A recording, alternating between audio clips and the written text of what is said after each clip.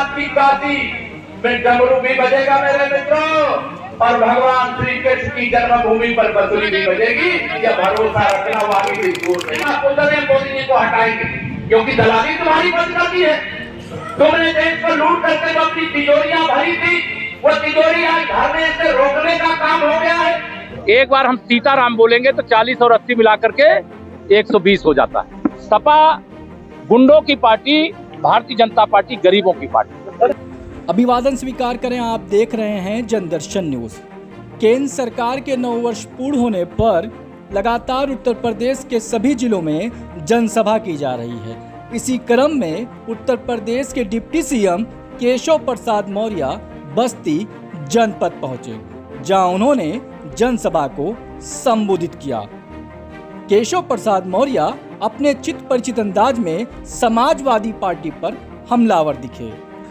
केशव प्रसाद मौर्य ने कहा कि समाजवादी पार्टी गुंडों की पार्टी है, वहीं भाजपा गरीबों की पार्टी है।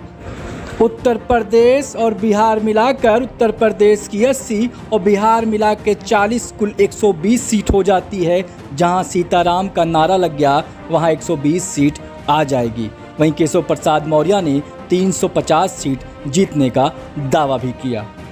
हालांकि लोकसभा चुनाव में अभी समय है, लेकिन केशव प्रसाद मौर्य जैसा कि उनका अंदाज रहता है, उस अंदाज में उन्होंने 350 सीट जीतने का दावा भी किया है। देखना ये है आने वाले दिनों में जब लोकसभा चुनाव होंगे तब हकीकत सामने आएगी कि ये दावे कितने सही हैं या कितने गलत हैं। नहीं है कि जिसे छेड़ोगे वो भारत तुम्हें छोड़ देगा, और उसका जवाब ईंट का जवाब पत्थर से देने का काम हुआ था कि नहीं, बताओ मेरे साथियों। पुलवामा में आतंकवादी हमला हुआ तो आतंकवादियों को पैदा करने वाली फैक्ट्री में बम गिरे थे कि नहीं गिरे थे? नरेंद्र मोदी जी हिंदुस्तान के प्रधानमंत्री नहीं बने होते तो क्या अयोध्या में रामलला की जन्मभूमि पर भव्य मंदिर का निर्माण हो रहा होता? क्या नहीं।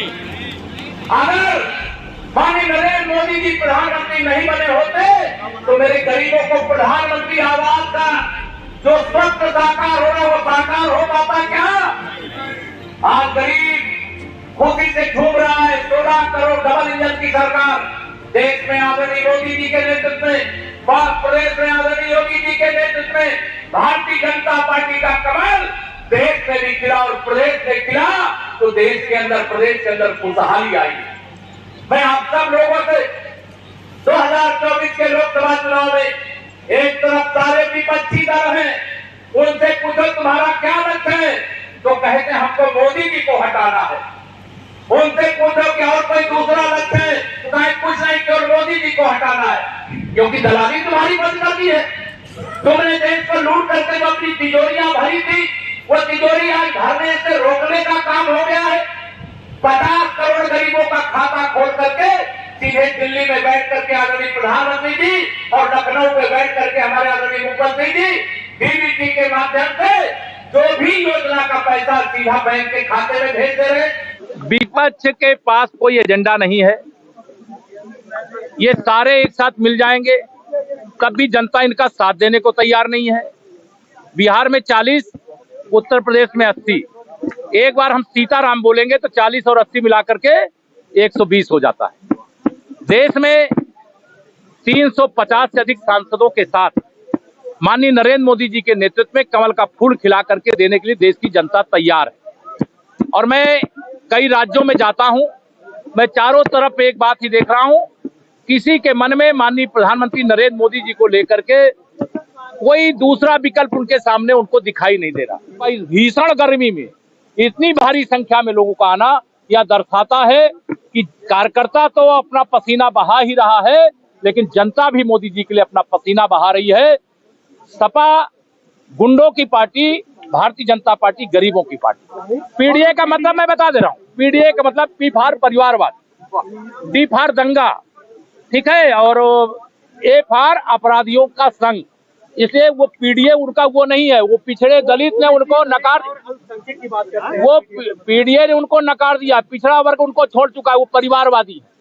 और दलित तो उनको कभी देख नहीं सकता क्योंकि सत्ता में रहते हुए उन्होंने दमन किया है और मुस्लिम तुष्टीकरण की राजनीति करके उन्होंने केवल बांटो और राज करो का काम किया है।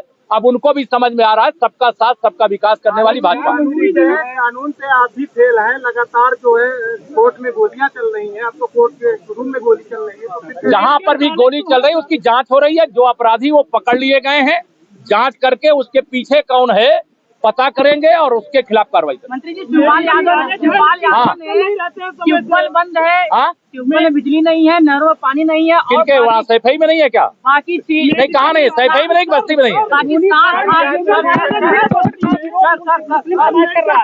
आप चिंता मत करो, कोई विरोध श्री राम जन्मभूमि मंदिर निर्माण का भी बहुत लोग विरोध करते थे, लेकिन हमारे 3 मुद्दे थे।